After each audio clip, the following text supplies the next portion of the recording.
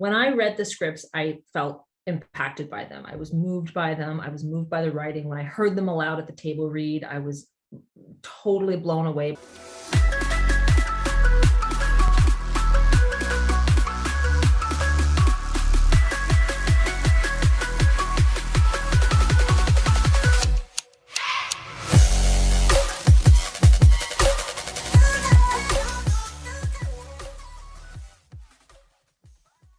Hello, everyone. I hope you're all having a wonderful day today. My name is Talal, and you are listening to the Popcorn and Soda Podcast, the show where we discuss all things movies, pop culture, and so much more. I want to thank each and every one of you for making me a small part of your day. On today's show, we're joined by a very special guest. She is one of the finest creative artists in the industry today. You've seen her on projects such as Riverdale, Mech X4, and can now be seen on Netflix's horror miniseries Midnight Mass. On the show today, the very talented Crystal Balint. How are you, Crystal? I'm really well, thanks. Thanks for having me. Nice to be here. Hey, my pleasure. Crystal, how have you been over these last 18 months? We're living in such a crazy world. What did the last year and a half look like for you? Oh man, it's been a whole roller coaster, like I'm sure it has been for everybody. It's the first few months were like high anxiety, but there were some pluses that came from that. I have very young children, so and my partner's also an actor, so we got like all this big stretch of time completely uninterrupted with our kids, which was, kind of a blessing, but it was laced with, of course, all the anxiety and the unknown of like what is actually happening in the world right now. Yeah. So, it was bittersweet, but it's been a roller coaster. I struggle from one day to the next about just dealing with life during a pandemic, and especially as things have started to reopen and even going back to work and things like that. It's been a challenge to sort of keep my mental game in check because it's so easy to get clouded with the nervousness and the anxiety of what this thing is, what this pandemic is. So it's been I will say I've had more high moments than low moments, which is a blessing, and a lot of things to be grateful for sure, but it's been challenging.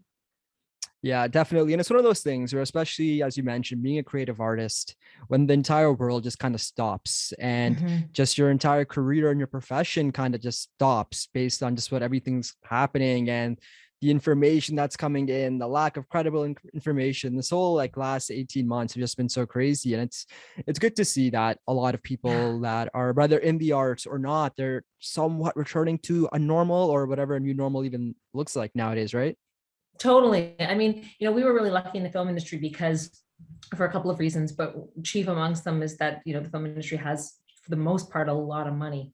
So, not all levels of the film industry. So some of the productions were able to come back and implement, really stringent safety measures to keep everybody safe, i.e. proper personal protection equipment and testing and things like that. And of course, not every production was able to do that, but most production companies and producers and networks were able to offer that for their productions. So it made it a safer place for us to be as actors. But, of course, like I said, there are a lot of productions that are suffering still, like independent productions are still having a really hard time keeping people safe and getting where they need to go, and really relying heavily on everybody taking care of each other. And of course, stage is now just finally starting to be able to open up theaters. And thankfully, I mean, God, we're all missing. I know me, I'm like just missing the stage, being able to go and see performances, whether it's theater or music. And so hopefully we're on the street. I've been hearing things is that like they feel like this might be the final wave, but I don't want to say anything yet and jinx it so that we can just start to look towards what the new normal is. But it's been, performers were hit hard. We rely on that opportunity and the ability to get together, to bring people together, and it was really hard for those first 6 or 8 months. Yeah, and as you mentioned, here's hoping to a better second half of 2021, and hopefully 2022 we can start returning the way things were. So fingers crossed for that. Yeah, Crystal, totally. I'm so fascinated by your story. And before we deep dive into all things Midnight Mass, where does this all begin for you? What were some of your early influences, and ultimately, what made you want to be in the creative arts? Sure. Yeah. Well, I So I was a child of the 80s. I grew up in front of a television. Like a lot of kids did. I was a single child, so I was an only child, I should say, only child of a single mother. And so that sort of put me in a very certain demographic where, yeah, Mhm. TV became sort of a consummate sort of playmate slash babysitter slash, whatever. And so I watched a lot of TV growing up, and I don't remember a time of it being like a problem. It was always like in the room. And so I kind of became enamored with the art of storytelling, not in such a lofty sense as a child, very early on. And I love to rewatch things. So when I was a kid, I would find a movie that I love and I would watch it over and over and over again and learn the dialogue and memorize the scenes and know all the things. So I just sort of got sucked in the world. I mean, I would say probably single digits, like 6 or 7. And then as I got older, I was also a singer. Or rather, I am a singer. So I was in sort of performing arts as a child. And as I got older, I decided to join the local theater company in my small community, which was in the Canadian Rocky Mountains, a town of about 5,000 or something, and just started to exercise things that way. And then I had a really terrific drama teacher when I was in high school who just really helped us kind of push the boundaries and explore our own creativity and use our imaginations in a really significant way. And I mean, I was hooked at that point. Basically, by high school, it was kind of a foregone conclusion that I was going to do something in the arts. But as soon as I graduated, I jumped into some classes in the city that I lived nearest, which was Calgary, Alberta, and I got an agent not long after, and I've kind of been working ever since. So it just was like a deep love for being able to escape, I think, and escape into characters and escape with characters. And I've just always really been drawn to that concept in the film and the stage industry as well, but particularly in film and TV. So the life of a creative artist, it's such a complicated thing where sometimes Mhm. you have the highs and the lows of the lows. So now kind of applying that to your start in the industry, was it in many ways like a roller coaster where you had the highs, you had a little loop in the middle, you kind of had the lows, or did you find it to be somewhat of a linear trajectory where it was one thing after another after another? Um, I wish I could say that it was the latter, that it was just this very linear, sort of easy, like stepping stone Right. pathway to where I am now. But I would be lying if I said that. I mean, the truth is yeah, like every actor in this business, even the really successful actors, everybody has dips and highs. I started slowly in this industry. I grew up, like I said, I started working in an area that had not a lot of roles particularly for women of color, for people of color. There was a lot of westerns being filmed where I started my career, so there wasn't always those opportunities for me. But I Right. managed to find jobs. I managed to book the odd thing here and there. And then when I moved west to Vancouver, things started to open up a little bit. But even still, there was probably about, I want to say, 3 or 4 years there where I was just grinding. Like I stopped. I had to make some money because I wasn't making any money, and I had to get a regular job and just sort of like get myself back on my feet. And Yeah. and then I got an agent again and started auditioning. And from then on, I will say that I've been very fortunate. I would be lying if I said that the opportunities haven't been coming sort of with a steady and potentially increasing sort of frequency. But yeah, I struggled. Like, I mean, I wouldn't say struggle, but I had to fight. I had to fight for sure for the roles that I did get. And sometimes it was lean, very lean. No. And, like we all do, and I also am aware of the fact that even though I've been working relatively consistently for the last several years, that the floor could drop out at any time. So I'm very like realistic about that as well, that nothing is a given in this business. Well, hey, let's dive into a show that you did book and one that you just knocked out of the park, and that's Midnight Mass. It's such a Yeah, thank fascinating, you. oh no, my pleasure. It's a fascinating show and it's a very dense show. And when you have someone like Mike Flanagan, who's show running and directing, who's also the person behind The Haunting of Hill Manor, Stephen King's Doctor Sleep, you can see the influence those have on this miniseries. What really hooks the audience is Mike's brand of psychological horror and the cast itself, especially your character, Dolly. So, what originally drew you to the show and what was the audition process like? Well, so I'll start with the audition process because for me, it was kind of an interesting one. It was pre-pandemic, but the opportunity to do what is now very, very frequent here now. It's kind of the only way Bill auditioning is called self-taping.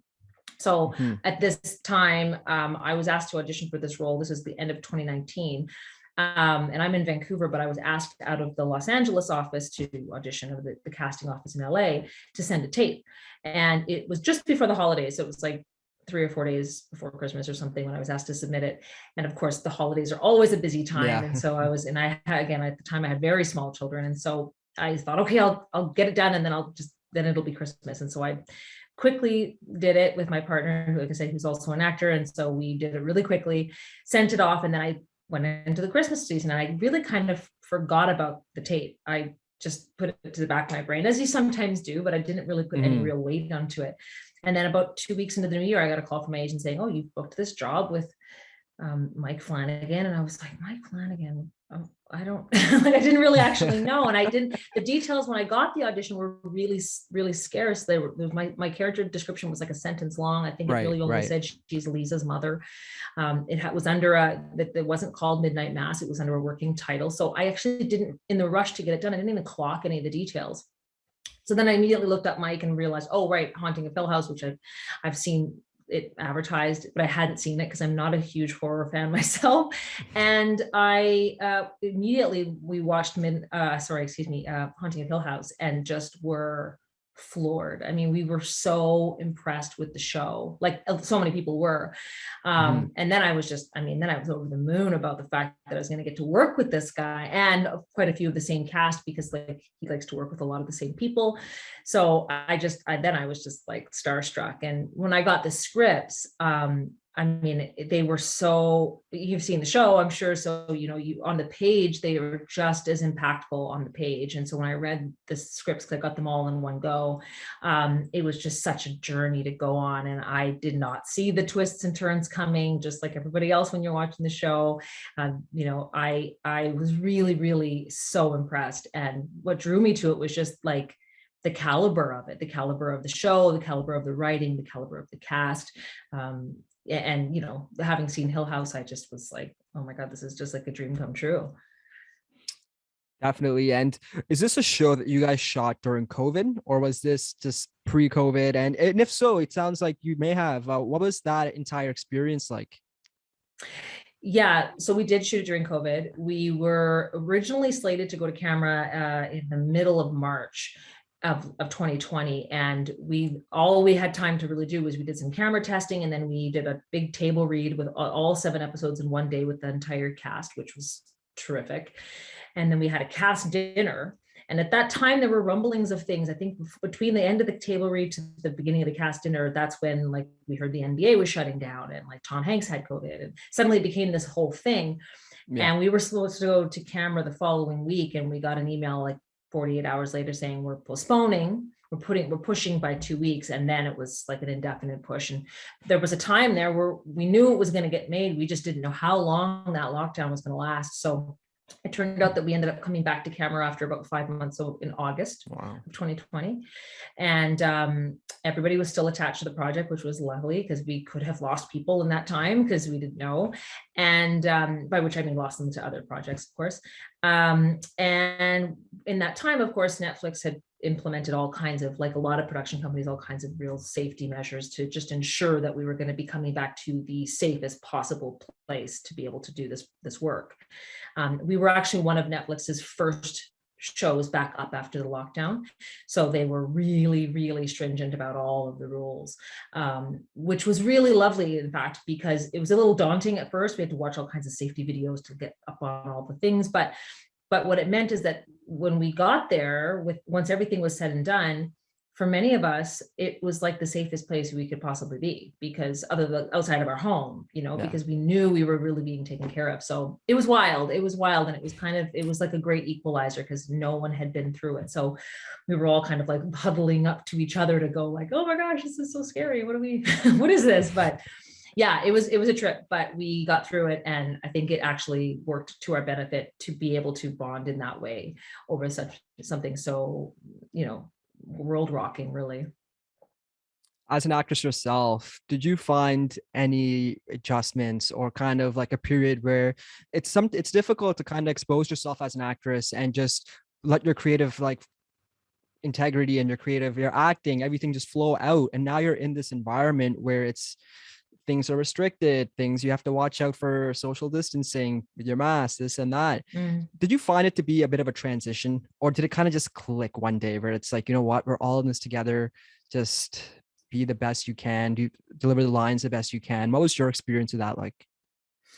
Yeah, I mean, I don't think it clicked immediately. I think it took some time for us all to sort of get used to the fact that, you had to, if you weren't on set and the cameras weren't rolling, you were in a mask, which was, our industry is not one that sort of allows for a lot of physical distancing. And it's very, like we're all very, facially motivated. I mean, for myself, I'm terrible with names. So I rely very heavily on my recognition of faces to get me through a day.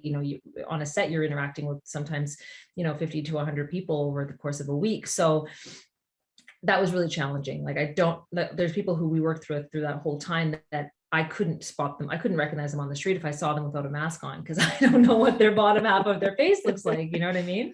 So that was a challenge. But, for us actors, I think, again, because we are the people who we're the only people on a set who have to be unmasked for any length of time, whether it's in getting our makeup and hair done or it's when we're working on set. It created this tremendous bond between us because we knew that we really had to take care of each other. And so it didn't come right away. There was some jitters. I mean, the first time I took my mask off on the set, I was like, oh my gosh, I feel so exposed, and Right. but I learned very quickly that everybody felt that way. And because everybody felt that way, everybody was taking it really seriously. So I was able to just sort of relax a little bit after a time. And I think to a certain extent, we all were, and just trust that when we were at work, we were all in a safe space and we were all looking after each other. And then we could just focus on the work. Yeah. Now, I asked this question to everyone who's been part of a horror movie or a horror show, especially me being a massive horror fanatic myself. It's such a subjective genre, like most genres, but this more so than others. Now, when you're on set, do you know that the scares are working, especially with the atmosphere that's being created, just the overall vibes of this show? Can you tell that it's working, or do you just have to trust the process? That's a really good question. I don't know. I'm a real wimp when it comes to scary stuff. Like I don't seek out scary movies. I'm so chicken. There's certain types that I can watch, but I usually like really shy away from the whole genre. So this was a unique experience for me and actually really valuable because I was actually getting a chance to see how the sausage is made, so to speak. And it flipped the lid for me so that I could look in and go, oh, okay, so that's not so scary. Although I will say that even though now I've met a lot of the actors in Hill House and worked with them and spent a lot of time with them, I still will have nightmares about Bent Neck Lady, like till the end of my days, I think. So even though I like know all of the things that went into it, but yeah, there were moments for sure where I'm not sure that I felt like, oh, I can feel this is going to be scary, or this felt scary on the day. But you could see, like you look at the script and you look at what they're lining up and Mike's way of thinking and you see the performances, you knew that this was going to be powerful, that this moment was going to be impactful, or that this, however this works out after with the post and everything like that, is going to be really quite shocking. But even still, when I saw the show in its final form, I was blown away. There were still jumps that made the moments that made me jump, and I knew the script inside and out. So like I was there when they shot it. Well, you were there, yeah. Yeah. So I think there's magic that happens in post-production when you add the SFX or you add the music or you just add the way it's edited. And Mike is a tremendously talented editor as well. When you do all of those things, that it can be really impactful on the day, but how it ends up can just blow your mind. And that's how I felt about the show, is that even though I was like on the day I was moved on the set, when I saw it, I was just like, wow, I had to bow down to Mike. Well, shifting gears from the horror aspect of the show to another aspect of the show that I love, and that's the diversity and inclusion of the cast. And especially being a person of color myself, it's such a big strength of the show. And there's so many people of different backgrounds on the show, whether it's yourself, Rahul Holy, Kate Siegel, Hamish. It's a big, like, melting pot of just everyone in this together. Can you speak a little bit about the importance of the inclusion on the show? Yeah, I mean, what's interesting about it is I never really considered it. I mean, I shouldn't say I never really did. When I first came onto the project, I had a meeting with Mike in the very early stages before the shutdown and everything, just to discuss the character and for him to sort of bring me into the fold about how he saw Dolly. And one of the questions that I had written down that I wanted to ask him was, why me? Like, why a person of color in this role? Because it is a small community, and there was when I read the script, and I remember like I said, I was in a rush at Christmas. I remember saying to my partner, they're going to cast somebody white in this role. Like, I may as well I'll throw my hat in the ring, but there's no way they're going to choose me, because why would they choose me? Because just the description of it. And Mm-hmm. so I had my own preconceived notions that were probably limited. And so that was my question, was why did you decide to cast essentially a person of color, namely me, in this role? And his simple answer very earnestly was, because you were Dolly. Like, he didn't really even hesitate. He didn't give it any thought. He didn't feel like he needed to speak to anything about color at all.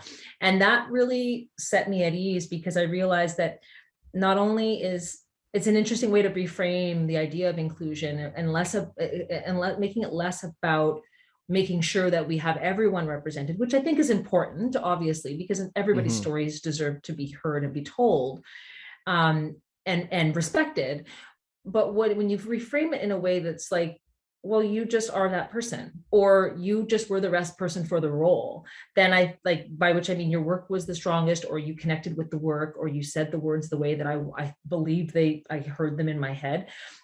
And that person happens to be either Caucasian, or they happen to be Indian, or they're Japanese, or whatever that is, then I think that's really compelling. And I was really like, I felt kind of put in my place a little bit, because I was like, oh, okay, I guess I just got it because I was the best, thank you. And so when you see the cast, and if you look at Mike's future works, because I was just also a part of the Midnight Club as well, there's really something interesting that he's doing in this, where it is just like about bringing together people and representing without really overthinking about the representation, just representing what the world looks like. And so I'm interested to see what he does going forward in terms of representation, because I think that he seems to have an eye for just making sure that he's got the best people in the parts. And if that happens to be Rahul, or that happens to be Kate, or that happens to be myself, or Tania Miller, who was in Bly Manor, or anyone else who he's worked with, then I'm over the moon, because they're all fantastic actors, and I will watch them read the phone book. So, I just think it's really great. I have a real respect for that in the way Mike works and the way he casts. I think you nailed it with that. And I think that's just one of these things, right? Where we have to make creative arts, movies, television, music, this reflect the way the world looks today. And I think the easiest way of doing that, and the best way that's natural, that isn't shoving something down someone's throat, is just by normalizing it. Like, if you walk Totally. down the street, you're gonna see 5, 10 different people of all different backgrounds. It's no longer the way the world used to be, especially in Canada, the amount of diversity. Me here being in Toronto, I can't walk down the street without seeing 5 people that look completely different. And I think Yeah. that's one of the beauty, and that's one of the great things about diversity and inclusion, is that everyone deserves to have their stories told. And the best way to do it is just by normalizing it.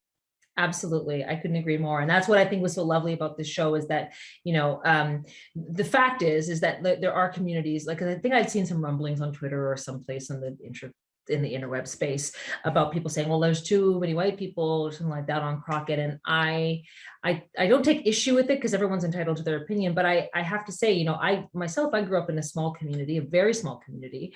And I was the only Black person in my community, or person of color in my community, for a very long time.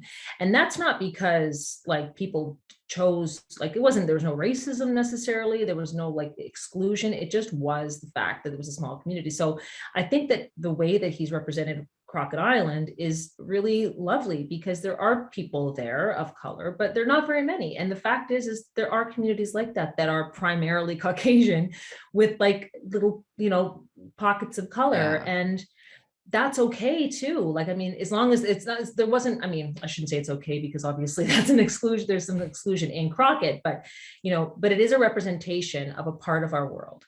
and it isn't a dishonest representation of a part of the planet. So I think that is worth considering as well, which is that there are communities that are primarily white that have a few people of color, and that's just the reality. Like, that's just the way that it is. Yeah, that's so true. So the show comes out, it instantly catches fire. It's this overnight Mhm. sensation, most watched TV series of the week, consistently in the top 10 for Netflix. Now, Mhm. us having this conversation, we have the benefit of hindsight. Now, this kind of ties in with the question asked before about the horror elements of the show. When you're on set, and especially as Mhm. someone who's been in this industry for decades, can you tell that what you guys are doing was something special? Or just based on the things you worked on in the past, do you kind of build that sixth sense almost as an actor? You know, I don't, this is a tough one because if I'm coming, I have to come at it from two sort of different places. When I read the scripts, I felt impacted by them. I was moved by them. I was moved by the writing. When I heard them aloud at the table read, I was totally blown away by, already at that stage, very early stage, of the performances that were coming out of the actors at the table, namely watching Kate Siegel and Zach read the monologue scenes, or watching Hamish deliver his homilies, or watching Sam Sloyan do some of her scenes. Like, I was blown away at that.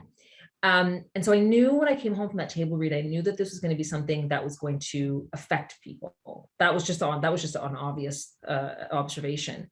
And as we were working on it, we had this incredible experience shooting during this pandemic that, under all other circumstances, might have changed the way that we interacted, but because we were thrown together in this really sort of anxiety-ridden time, and working on this very deep work and working very closely with one another, it changed the way we sort of felt about the project. So I think we all walked away from the project feeling very moved by the experience. And Mike himself has spoken about how this has been one of the best experiences of career, and he'll be always trying to top it. And I think a lot of us walked away feeling that way just because of the camaraderie and the bond that we all shared while working on this project. So it's very difficult to color the experience of what we think the audience, for me, what I think the audience might feel versus how I feel about it.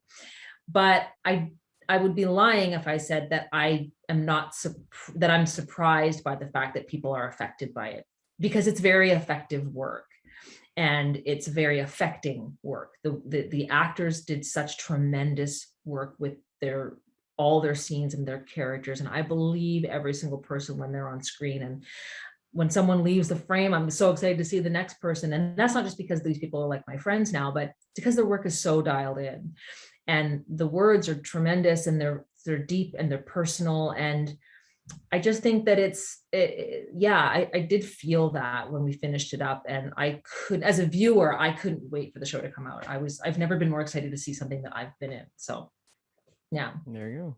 Well, Midnight Mass is now streaming on Netflix. For anyone that's listening, go check the show out. It's just everything we spoke about today, and just so Mhm. much more than that. So, what's next for you, Crystal? What's the dream role? What's something you're working on now?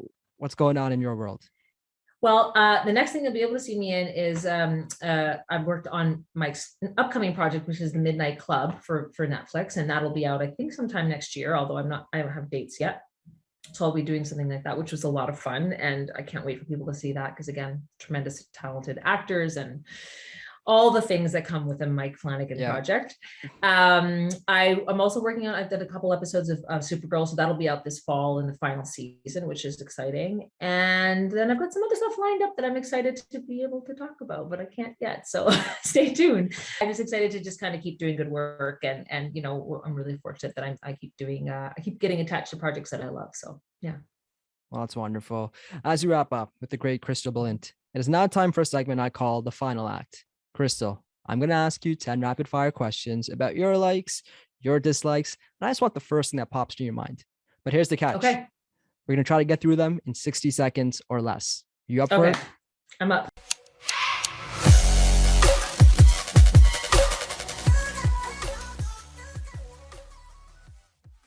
Movies or TV shows? Movies. Theater or watch at home? Watch at home. Favorite movie? Oh, Amadeus. Favorite TV show? Oh, Oh gosh. I'm gonna say, oh my gosh, I'm not thinking clearly. I'm gonna say Ozark. All right. Favorite trilogy? Lord of the Rings. One sequel better than the original? Iron Man. Iron Man 2. Summer. Not it's a good one. Summer or fall? Summer. Does pineapple belong on pizza? No. Did you keep any mementos from the set of Midnight Mass? Yeah. And lastly, describe your character Dolly in one word.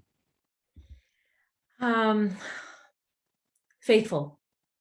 Bam. Hey, you know what? We almost got through them in the 1 minute. Well, we'll cut you some slack there, but that was I had a wonderful. little stutter. I had a stutter. It's all good. It usually happens on that question. Crystal, thank you so much for being a guest on the show today. And thank you for your contributions to the creative arts. I'm a big supporter of your work, and that's truly captured in the show. I wish you all the best in your upcoming projects, and I look forward to having you back on the show to discuss the next one. You bet. Thanks for having me, Shalal. It's good to see you.